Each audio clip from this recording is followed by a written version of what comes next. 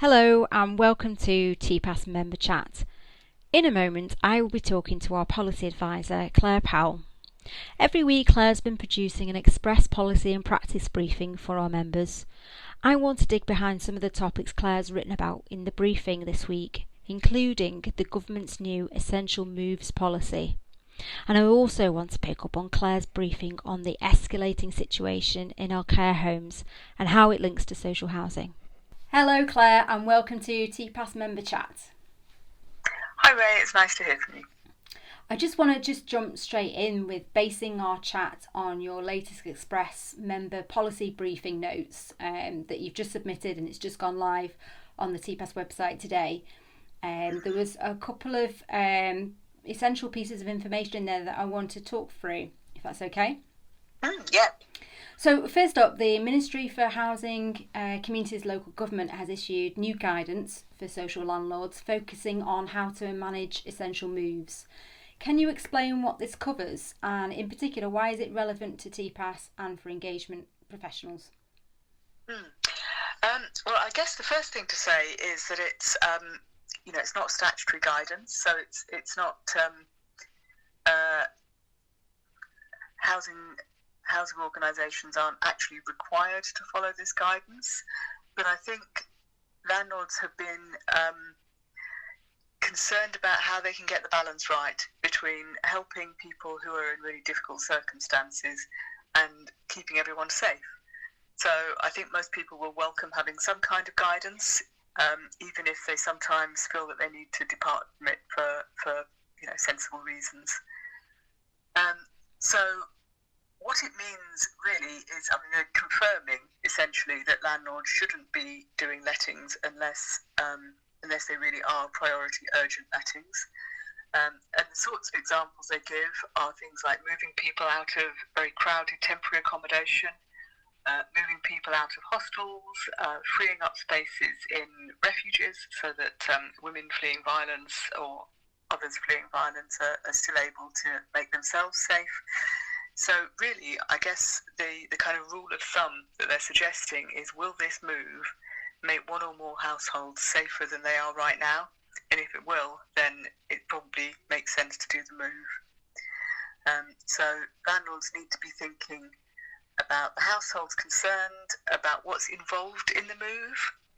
So, is it a question of moving from an upstairs flat to a downstairs flat for accessibility reasons, or are people going to have to start hiring vans, and that all becomes, social distancing becomes much more of a challenge in that situation.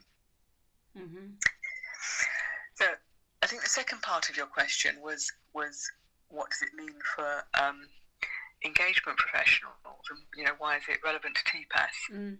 I think at the moment engagement professionals have a particularly important role in terms of clarifying things for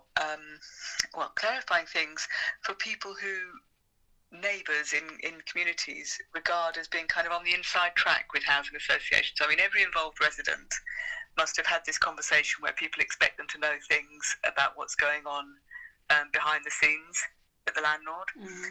And every involvement worker must have had the conversation where they're expected to know about things that are not part of their day job, but they're the go-to resource for the people who rely on them. It's a special relationship, isn't it? It's not just a landlord-tenant relationship. Mm-hmm. So I think it's really important to have the context and to be able to explain what's going on around the landlord's decisions and activities. Mm-hmm. And in this particular case, of course, there will be a lot of emotion around moves at this time. There will be people who are, who have bid successfully on choice-based lettings, or who have been allocated to a new home and been told that they can't have it yet.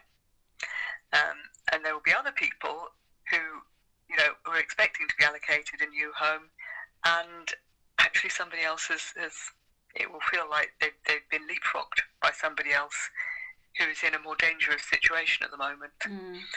So I think it's about being able to be open with people and being able to explain what the situation is around a decision that's being made.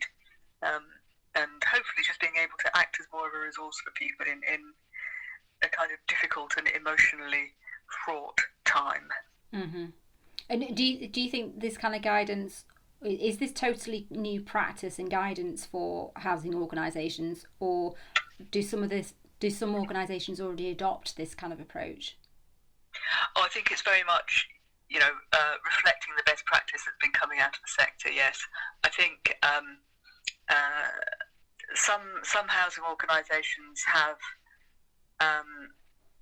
taken quite a kind of pragmatic approach, and others, of course, have been very worried about disappointing people and wanting to meet people's expectations.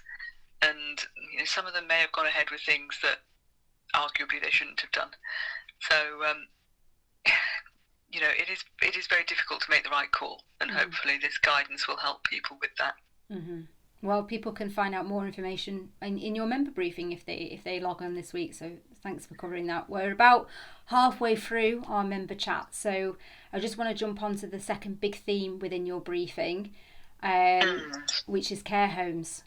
The media are reporting this week that the rate of deaths in care homes associated with the coronavirus has shot up in the last 2 weeks. We're told that this number has not been previously included in the government figures, and that's why it's made a big leap. Many of our members are responsible for social care premises, and of course, many of our members are just as individuals have vulnerable members of family in care home settings. Can you tell us more about the care home policy and social housing sector as a whole? Yeah, I mean, it is quite grim reading, isn't it? So I think, can I talk a little bit first about where these figures have come from? Because I think it's easy when there's a big change in the numbers that are coming out. It's very easy to think, well, things have been hidden from us. I think that there have certainly been figures that we haven't known, but these figures have come from the Office for National Statistics. They are a government agency, but they're not in any sense a political agency. They are actually sometimes when you meet statisticians, it's very clear that they're not open to political influence. Statisticians just want to get to the right number, and so in this case, they've worked with the Care Quality Commission to. I don't want to say to come up with a number that they're happy with, because that would be an entirely inappropriate expression in the circumstances, but to come up with a number that they are convinced gives us a clear picture of what's going on. So the Office for National Statistics are all about the numbers, and they frequently disagree with the government, and they have occasionally taken government ministers to task for misusing statistics. So I think we can be confident in numbers that we're seeing now. And I think why we haven't seen them before, honestly, I think it is partly an oversight on the government's part. Partly, I mean, it has been a very fast-moving situation. It's easy to forget now, but in the period around lockdown starting, it really felt as if guidance and advice was changing almost hourly, never mind daily. So I think that there were not people close enough to what's been going on with these ministerial briefings who had a real understanding of what care homes are and how they work. And I think we can know that that's true, because they hadn't appreciated that most care homes are not nursing facilities. They don't normally have experience in disease control. They don't normally have access to the kind of expertise and personal protective equipment that you need for disease control. So I think there was some ignorance about the sector and the services. I think that the mechanisms, the processes that people go through when people sadly die in a care home, they don't operate on the same kind of scale that they do in hospitals. So when people are in a hospital, there's a relatively small number of hospitals, and there are very clear national processes about what you do when somebody dies. The care sector, most providers are really quite small providers, and one of the things that means is that exactly what happens when somebody dies varies a little bit. So there are requirements to notify the Care Quality Commission, but beyond that, it's not quite so clear, and there's certainly not anything like as possible to collect data from all of those individual organisations in the same way that you can from the NHS. Mm-hmm. If you think of it as being like, I don't know, like the difference between Tesco's, all of the Tesco's branches doing one thing, and the idea that you could get all of the corner shops in the country to do one thing. Mm-hmm. I think that's the difference really between the health sector and the care sector. Mm-hmm. So I think it's not a sector that's well understood. It's very much a poor relation in terms of national policy, and we know that because it's taken at least 3 years since. It's 3 years in March when they said that they were going to have a green paper about care and how it's going to be funded in the future, and we've just not seen it. Mm-hmm. And that's just in our remaining time, Claire. That's something that you talked about within the briefing, wasn't it? About this, the lack of this paper from the government, and you put in a strong call to action within your briefing. Would you like to just talk about that right now in the last kind of couple of minutes we've got with our member chat? Yeah, I mean, I think it's fair to say that people get.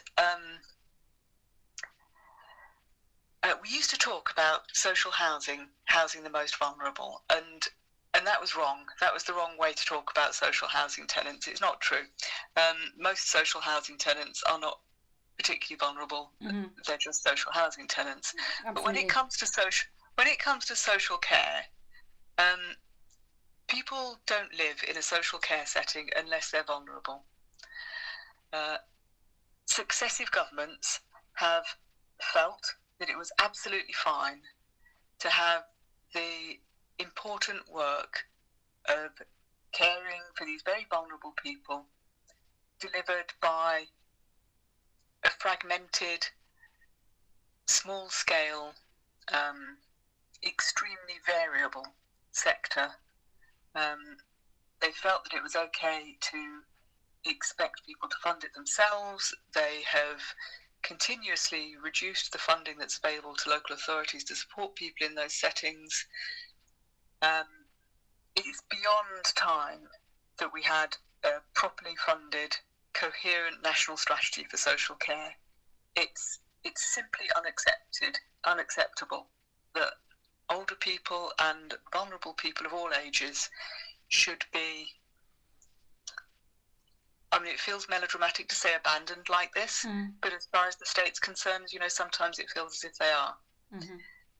So, if nothing else happens as a result of this coronavirus crisis, maybe some sensible national policy about how we do care for the people who really are the most vulnerable in society may come out of it. Mm-hmm. Well, we're definitely going to see a lot more new conversations once we get past this, aren't we? But thank you so much again, Claire. As usual, your briefing cuts through the noise and gives straight talking advice and obviously opinion as well. So that's brilliant. Thank you so much for your time again, Claire. Great. Thanks, Ray. See you soon. Thank you.